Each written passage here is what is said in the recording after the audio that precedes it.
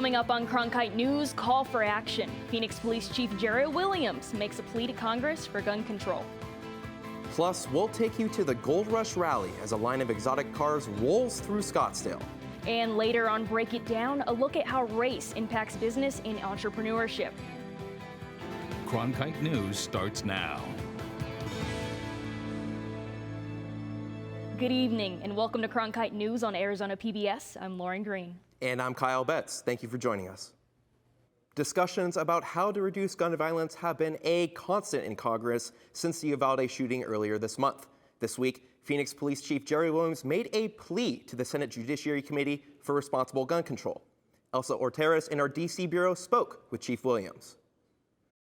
Phoenix Chief of Police Jeri Williams told the Senate committee that the time to start protecting victims of tomorrow is today. Because today's suspects is often tomorrow's victim. Williams' comments came during a Senate Judiciary Committee hearing Wednesday on protecting children from gun violence. A hearing that came just weeks after a gunman walked into Robb Elementary in Uvalde, Texas, and killed 19 children and 2 teachers. One theme that kept coming up throughout the hearing is that the problem of gun violence, from mass shootings to suicides, is often a mental health problem. A recent study of school shootings showed that 100% of school shooters had experienced significant childhood trauma. Schlage said that can create a cycle of violence, that those who grow up witnessing violence often are more likely to be involved in crime later in life. Trauma is the obvious result of gun violence, but it's also a root cause of gun violence as well. While she recommended mental health care, Schlage said other steps should be taken, including reduced access to guns and safe gun storage. Williams agreed that improvements in mental health care are needed, but said more police resources are needed too, as well as gun policy changes across the board. I think it needs to be federal change. I think it needs to be state changes. I think it needs to be local changes. I think we as Americans need to come together and really do something about this, and I'm confident that we'll be able to. The hearing comes as the Senate is about to take up a package of gun reform bills in response to the shootings in Uvalde and Buffalo. Elsa Orteres, Washington, D.C., Cronkite News. The experts agree that curbing mass shootings isn't a one-issue problem. Gun control and mental health resources are needed. St. Mary's Food Bank has stepped up to provide relief to those affected by the pipeline fire. As of earlier today, the pipeline fire has consumed the equivalent of more than 19,000 football fields, and it is only 27% contained. In an effort to assist in relief, the food bank sent more than 25,000 pounds of food to the area in Flagstaff affected by the fire. The St. Mary's spokesman said food access is incredibly important to those who have nowhere to go after being displaced by the fire. And as temperatures climb, water and sports drinks become even more essential to the health and safety of fire survivors. The Section 7 high school basketball tournament is underway. Game started last night and picked up again this morning. Cronkite News reporter Ethan Ryder is in Glendale following today's action. State Farm Stadium has transformed into the mecca of high school basketball this weekend. A slew of courts in the middle of the building have turned into a perfect opportunity for players to play in front of scouts and coaches and showcase their abilities. I talked to the head coach of Arizona basketball, Tommy Lloyd, and he told me while they don't come here really looking to sign anyone, what they do see at this event could definitely lead to more. For some, this event is a different level of exposure to college coaching than they've ever seen. Players that aren't able to play at the club level are now getting seen by scouts that would have most likely never seen them without Section 7. Kellis High School basketball head coach Deron Stinson loves the opportunity this event offers to both him and his players. He also thinks it's invaluable for basketball in the state of Arizona. This being in Arizona shows that Arizona schools can compete with these top kids, especially because Arizona gets kind of a bad rap saying that we're not a basketball state, but it's showing that we can compete with these guys on a high level. And it's really showing our state off, showing that we can host them like this and run with the big boys. There are plenty of stars in attendance this weekend. Most specifically, Mikey Williams, a social media star out of California, will be hitting the courts later today. And at the same time, on another court, Phoenix Suns head coach Monty Williams' son, Elijah Williams, will be also taking a court with Scottsdale Christian right outside of Phoenix, Arizona. They'll be taking on a talented team from Las Vegas. But for now, I've been Ethan Ryder in Glendale, Cronkite News. After dropping 3 straight games at home, Phoenix Rising head coach Rick Schatz promises sweeping changes this week to get the team back on track.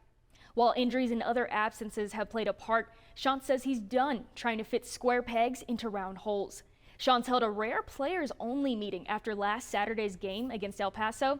Now, he hasn't revealed specific changes, but hinted at a different-looking lineup ahead of Saturday's game. Because now it's time for us to, play the guys that we trust, the guys that love the club, the guys that care about, the fans and the badge and that have that kind of integrity and work ethic. It doesn't matter how much money you're making. It doesn't matter what you've done in the past. All of that, none of it matters. And it's only about what you're going to do today. Rising fans will see the changes Shantz makes when the Rising takes on Loudoun United on the road Saturday.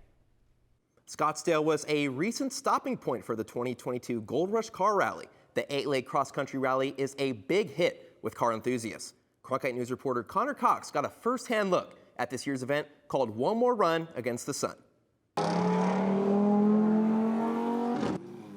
The Valley turned into a car lover's delight last week. Ferraris, Lamborghinis, and Aston Martins were just a few of the eye-catching machines taking part in the Gold Rush Rally, an 8-leg driving tour for gearheads alike, all the way from Vegas to Miami. The story goes back 14 years. Started the event in San Francisco. A group of friends wanting to get out and drive. From the first year, we had 50 exotic. The second year, it was from around the world, and every year it keeps getting bigger and bigger. This year, nearly 120 exotic cars drove the first half of the rally, approximately 1,200 miles of desert that tailed off into the Rocky Mountains. Each driver goes at their own speed, but come together at designated stopping points. This one happened to be in Scottsdale. You also got to remember, this is not a race, this is a rally. Exactly. So you got to pace yourself. It's all about the endurance. For most, this rally is about being with friends and making the cross-country journey for the love of the drive. But for others, there's even more attached to it.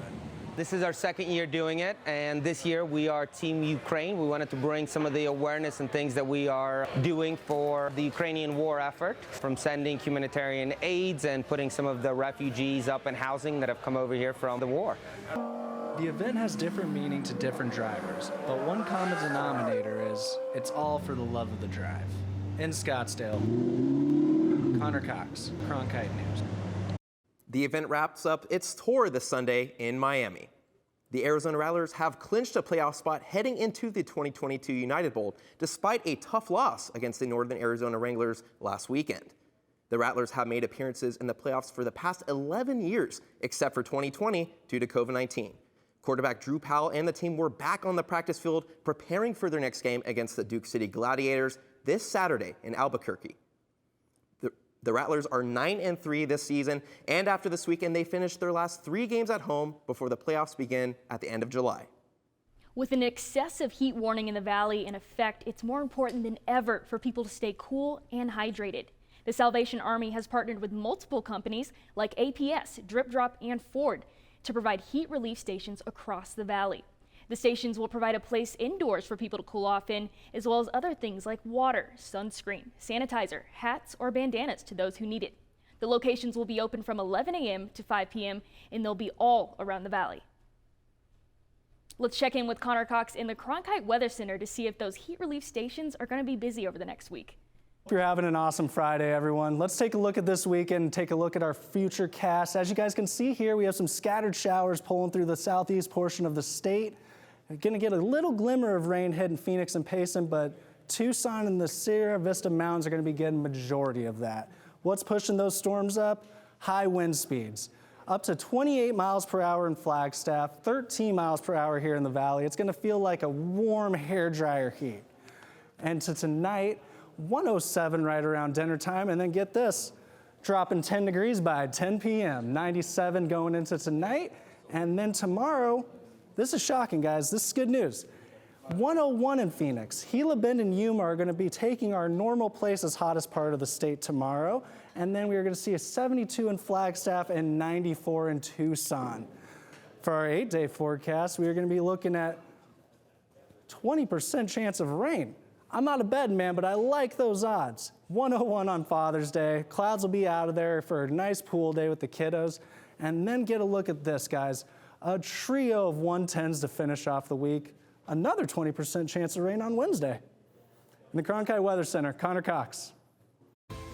And coming up after the break, we head to LA, where one Arizona high school baseball player is hoping to make it to the show.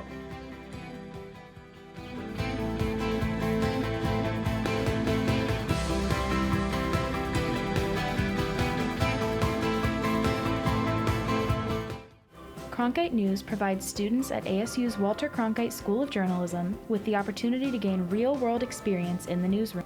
At Cronkite News, our students produce professional content for audiences by taking on all roles, whether they be reporting, anchoring, producing, or studio production. Each department gives students first-hand professional newsroom experience. For more information, visit cronkitenews.azpbs.org. And that's the way it is. Monday, September. Newscasting has changed a lot since the time of Walter Cronkite.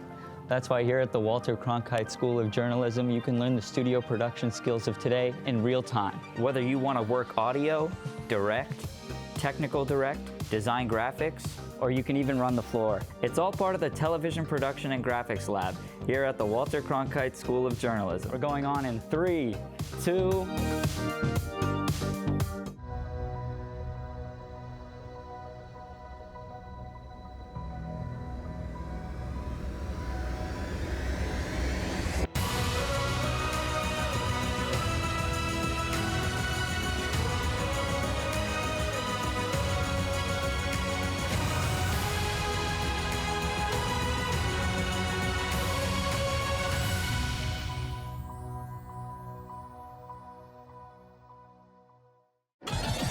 Welcome. How utterly charming.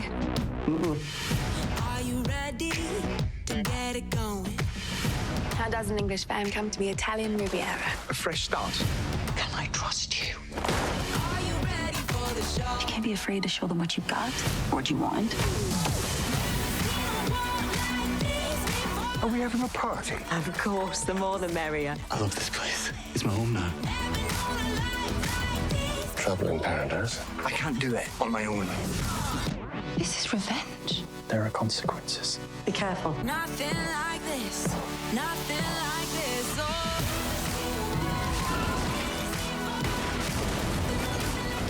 Oh. You look like you need rescuing. Don't we all? What is it that you want? I just want to let go. I choose how I live. There is the passion that I've been looking for. Okay, let's go right up in here and start having some fun. Such a thrill to be able to do this. Recreation is the gateway drug to conservation. How do you create that perfect straight edge? You can do anything. History is today. Chasing the American dream. Experience something personal. A place of imagination. I can go anywhere I want to go. You guys are just gonna love it. An entertainment experience unlike anything. There's something for everyone with Passport on the PBS Video app.